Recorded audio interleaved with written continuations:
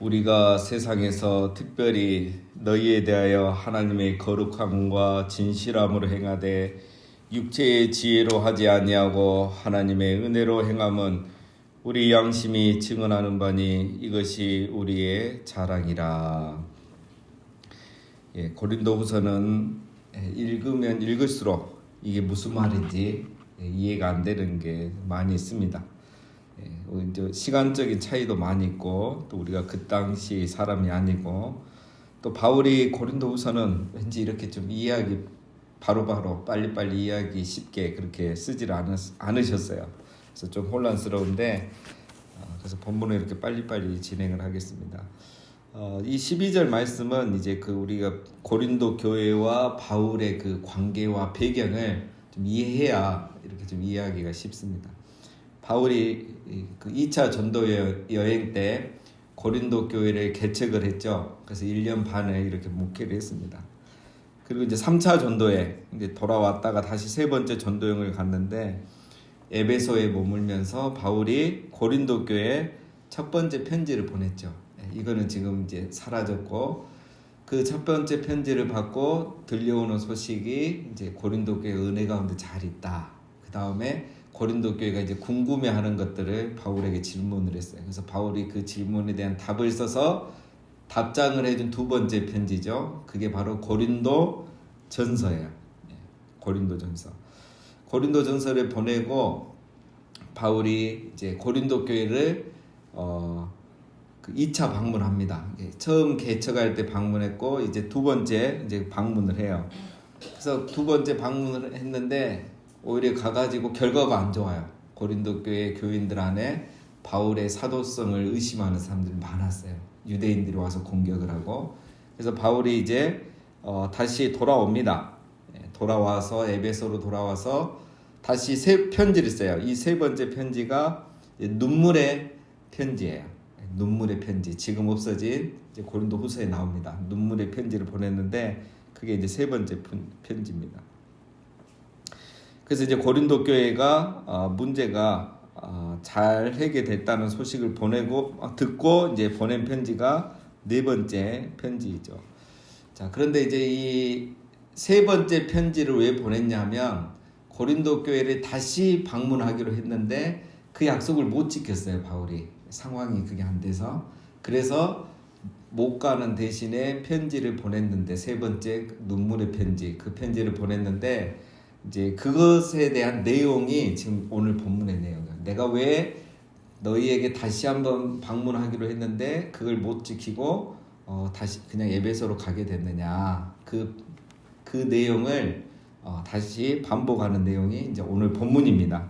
그래서 오늘 본문에 보면 육체의 지혜로 하지 않냐고 하나님의 은혜대로 했다, 이 말이 이제 무슨 말이냐면, 육체의 지혜, 그러니까 내가 계획에서 방문을 취소하고 에베소로 돌아간 게 아니고 하나님의 은혜가 있어서, 하나님의 간섭이 있어서 너희에게 다시 약속대로 가지 못하고 내가 이렇게 돌아오게 됐다. 그래서 세 번째 눈물의 편지를 보낸지 않았느냐, 이제 이것을 설명하는 거예요.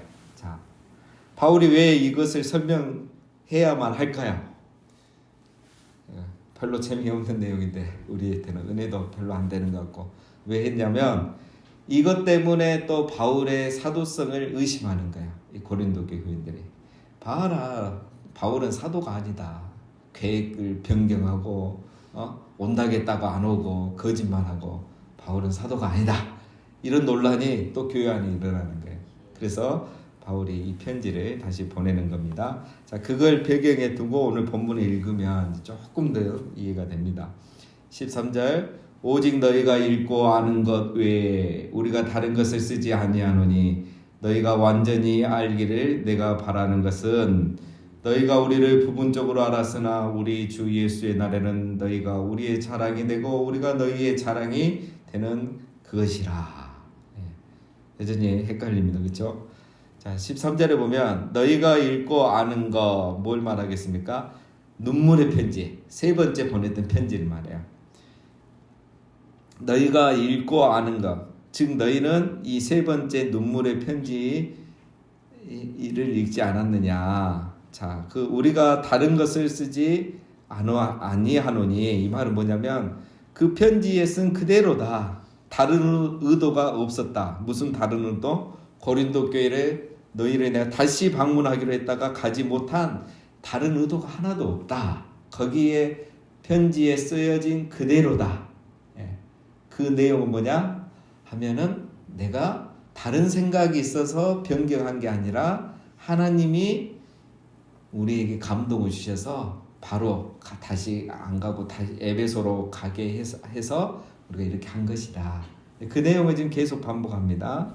자, 그래서 14절에도 보면은 너희가 우리를 부분적으로 알았으나, 이 말은 너희가 지금 편지 글로만 알고 지금 오해할 수는 있지만, 그러나 주 예수의 날 우리 예수님이 오시면 너희가 다 이해하게 될 거고 우리의 진심을 알게 될 것이다. 그러면 너희가 우리에 대해서 오해하지 않을 거고 우리는 너희의 자랑이 되고 너희는 여전히 우리의 자랑이 될 것이다.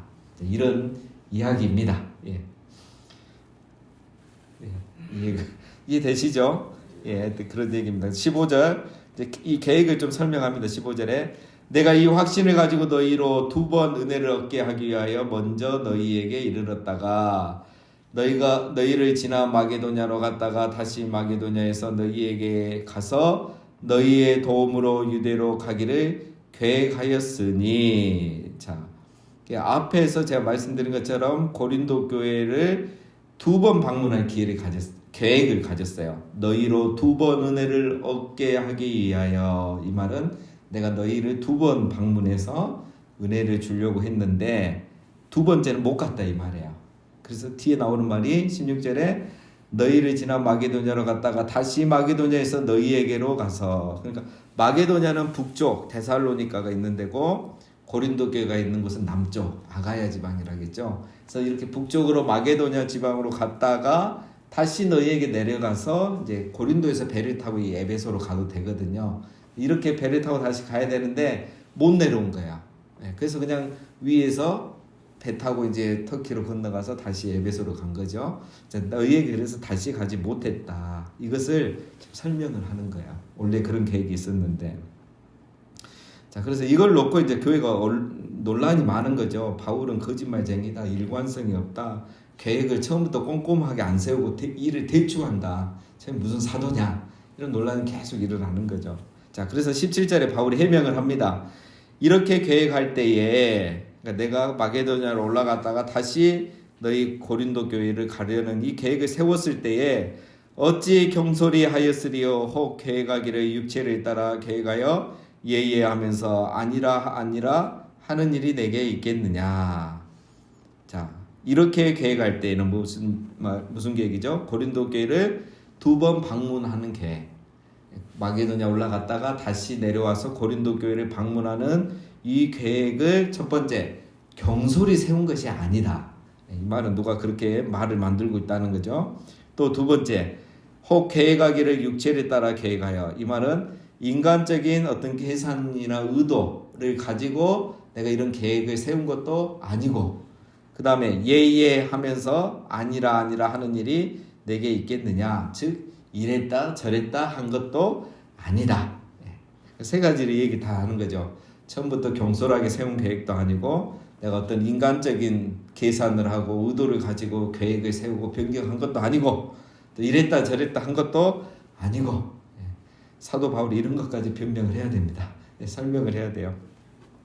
자, 18절, 하나님은 미쁘시니라. 우리가 너희에게 한 말은 예하고 아니라 함이 없노라. 우리 하나님은 신실하신 하나님이지 않느냐. 그 하나님이 내 증인이다, 이 말이에요. 쉽게 말하면. 뒤에서 이제 또 설명 나옵니다. 자, 무엇에 대한 증인이시냐? 하나님은 바울이 이랬다 저랬다 하는 사람이 아니라는 것, 계획을 경솔히 세웠던 사람이 아니라는 것을 하나님은 다 알고 계신다. 안 믿으니까 이렇게 얘기하는 거예요. 23절에 보면 또 이런 말 나와요. 이제 내일 나오는 말씀이죠. 내가 내 목숨을 걸고 하나님을 불러 증언하시게 하노니. 그러니까 너희가 정 못 믿으면 내가 하나님 불러서 증인 세우겠다. 목숨 걸고 내가 하나님한테 증인 서달라 하겠다.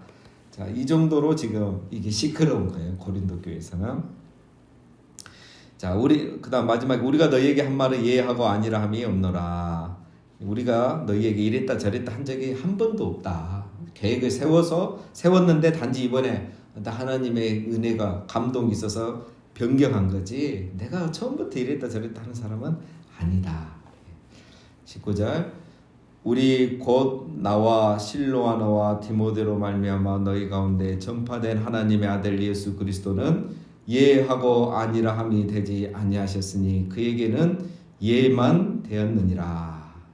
자, 이것도 이제 무슨 말이냐면 예수님을 예로 든 거예요. 자, 예수님을 봐라. 예수님이 하나님께 예라고만 대답했지 아니라고 한 적이 있느냐? 예수님은 한 번도 아니라고 말씀하신 적이 없다. 이제 이걸 얘기하는 거죠. 그렇죠. 우리 예수님은 늘 하나님 말씀에 예스하고 순종만 하셨죠. 십자가를 지실 때도 내 원대로 마옵시고 아버지의 원대로 하옵소서. 그렇게 늘 예스만 했던 사람이에요. 이 말은 이제 자기 말이죠. 우리가 그 예수를 너에게 전파했는데 내가 이랬다 저랬다 하겠냐. 나도 예수님처럼 다 진실만 얘기했다. 이제 이 얘기를 하고 싶은 거죠. 자, 20절 하나님의 약속은 얼마든지 그리스도 안에서 이해가 되니 그런즉 그로 말미암아 우리가 아멘하여 하나님께 영광을 돌리게 하셨느니라. 자, 이것도 이제 19절과 연관해서 봐야 되겠죠. 자, 여기서 하나님의 약속이란 거 이거는 이제 하나님께서 성경에 이제 구원의 약속, 구원에 관해서 약속하신 것들. 예를 들면 예수 그리스도 메시아가 이 세상에 오시면 소경이 눈을 뜨고 안진뱅이가 일어서고 예수님이 십자가에 죽으심으로 우리의 죄가 용서받고 이런 약속들이 있죠. 이런 약속들 앞에서 우리 예수님은 한 번도 아니라 하지 아니하시고 다 예라고 하면서 순종하셨어요. 그렇죠? 그래서 예수님이 오셔서 이 병자들을 고치는 거는 다 구원의 약속을 성취하기 위해서 하신 거야. 예수님이 그거에 대해서 한 번도 노라고 하지 않고 예스라고 하면서 그 모든 것을 다 순종하셨던 거죠. 자, 이런 예수님이 구원자이고 메시아이구나. 우리가 이것을 깨닫고 나서 어떻게 합니까? 아멘 하는 거예요. 그거를 그대로 받아들이는 거죠. 그러면은 우리 그 자체가 하나님께 영광이 되는 거예요. 왜? 하나님이 계획대로 약속대로 예수님을 보내셨고 우리가 그 예수님을 알아보고 믿고 구원을 받게 되잖아요. 그 당시로. 그래서 그게 하나님께 영광이 되고 그 다음에 그렇게 아멘 할 때에 우리에게는 무슨 일이 일어나느냐? 21절에 우리를 너희와 함께 그리스도 안에서 굳건하게 하시고 우리에게 기름을 부으신 이는 하나님이시니 그가 또한 우리에게 인치시고 보증으로 우리 마음에 성령을 주셨느니라. 자, 그래서 우리가 예수 그리스도가 이 메시아라는 구원 사역, 독특한 사역들이 있어요. 예수님만이 하신 사역. 그럼 죽은 자를 살리고 병자를 고치고 소경을 눈뜨게 하고 안진뱅이를 일으키는 이런 예수님의 사역들을 보고 예수님이 하나님의 그 약속들에 대해서 예스 하면서 다 순종했던 그 사역들을 보면 아멘 하고 예수님을 믿을 때에 그게 하나님께는 영광이 되고 우리에게는 무슨 일이 되느냐? 하나님이 우리를 그리스도 안에서 굳게 하시고 이 말은 인치신단 말이에요. 인치시고 그 인치신 보증으로 성령을 우리 마음에 부어 주셨도다. 이 이야기를 지금 하는 거예요. 자, 약간 이제 우리가 생각의 전환을 가져야 되는데 이 말씀을 이제 우리가 보면 20절이나 21, 2절은 이렇게 좀 그동안 인용을 많이 했어요. 근데 이게 본문의 배경하고 상관없이 우리가 이 말씀만 띄워와가지고 이제 막 인용을 했는데 오늘 이 배경에서 봤을 때 이 말씀은 지금 성령론을 얘기하는 게 아니에요. 우리가 예수님을 믿을 때에 하나님이 성령으로 우리에게 인치셨다. 이 이야기가 맞는 얘기고 진리인데 지금 바울이 하는 얘기는 그 이야기를 하는 게 아니에요. 바울은 무슨 얘기를 하냐면 하나님의 신실하심을 얘기해요. 하나님은 봐라. 예수님을 약속대로 보내주셨고 그 예수님께서 오셔서 약속대로 신실하게 행하셨고 우리가 또 그 예수님을 아멘으로 받아들였을 때 하나님은 성령을 우리에게 보내서 인쳐 주셨다. 하나님이 이렇게 신실하시고 예수님이 이렇게 신실하신데 나 또한 하나님의 계획을 믿는 자로서 예라고만 하고 이랬다 저랬다 하지 아니했다. 하나님이 신실하신 것처럼 나도 너희 앞에 신실하게 지금까지 살아왔다. 그래서 내가 신실하게 진심으로 2번 방문 계획을 세웠지만 너희에게 한 번밖에 가지 못한 것은 내가 거짓말한 게 아니라 신실하신 하나님께서 나에게 그렇게 나를 인도하셨기 때문에 내가 그렇게 한 것이다. 그러니 제발 나를 오해하지 말아다오. 이 말이에요, 결론은. 자, 이해되시죠? 예, 그러니까 바울이 지금 자기를 이해시키기 위해서 굉장히 이렇게 설명을 합니다. 성경이 이렇게 은혜스럽지 못한 내용이 기록되어 있습니다. 예, 이거 뭘 말하는 겁니까? 당시 고린도 교회가 바울을 이렇게 오해하고 있었다는 거예요. 자, 그래서 이제 고린도후서는 이런 내용들이 많습니다. 그래서 우리가 인내하면서 상황을 이해하면서 이제 들어야 되는데, 자, 적용을 하면은 이제 정리하면 이렇습니다. 바울이 이렇게 우리가 지금 읽으면 지겹고 재미없는 이 긴 글을 쓴 이유는 왜 그렇습니까? 고린도 교회 오해 때문에 그래요. 고린도 교회 일부 교인들이 바울을 오해하는 거예요. 왜 2번 온다고 해놓고 한 번밖에 안 오고 2번째는 안 오고 그냥 도망갔냐? 자, 왜 이런 오해를 하겠습니까? 우리가 오해하는 이유는 자기 중심적 사고를 하기 때문에 그래요. 바울이 말하면 그걸 믿어주고 또 들어줘야 되는데 듣지도 않고 이해하려고도 않고 자기 경험에서 판단하기 때문에 그런 것입니다. 그래서 자기 중심적 사고, 자기 경험 위주의 사고는 늘 오해를 불러와요. 그래서 우리가 오해를 풀기 위해서는 이해를 해야 돼요. 오해는 이해를 해야 풀리는 겁니다. 이해를 하려면은 상대방의 이야기를 들어야 돼요. 들어봐야 돼요. 근데 듣지 않기 때문에 자기 생각과 판단과 경험에서 벗어나지를 못하는 겁니다. 이게 지금 고린도 교회의 심각한 문제죠. 그래서 여러분, 우리가 항상 어떤 나 외에 다른 사람에 대한 이야기나 어떤 다른 사람의 신상에 관한 것은 내가 직접 들어보지 않은 이야기는 남에게 말하지 않는 게 좋아요. 그리고 남이 하는 말을 그대로 믿을 필요도 없어요. 항상 내가 본 거, 내가 들은 걸 가지고 얘기해야지 누가 그러더라, 누가 그랬다 하더라 이렇게 얘기한 것을 절대 믿거나 이렇게 말을 해서는 안 됩니다. 정말 그리고 이제 내가 궁금하고 이해가 안 되면 직접 물어봐야 돼요. 그래서 내가 직접 듣고 이해를 해서 오해를 풀어야 돼요. 근데 누가 그러더라, 이게 제일 위험한 말이고 교회를 이렇게 혼란스럽게 하는 말입니다. 그 다음에 이제 2번째 이제 더 중요한 거는 우리가 이제 바울 이제 계속 반복된 얘기지만 바울의 이 모습을 보면서 우리가 본봐야 될 때 있겠죠. 바울은 고린도 교회를 2번 방문할 계획을 세웠지만 2번째는 가지 않았어요. 가지 않으면 분명히 고린도 교회 교인들이 나를 이렇게 오해할 것을 바울이 알았겠습니까? 몰랐겠습니까? 알았죠. 오해 받을 걸 알면서도 바울은 이제 계속 나오지만 하나님이 자기에게 은혜를 주신 거예요. 여기서 말하는 은혜는 감동을 주신 거예요.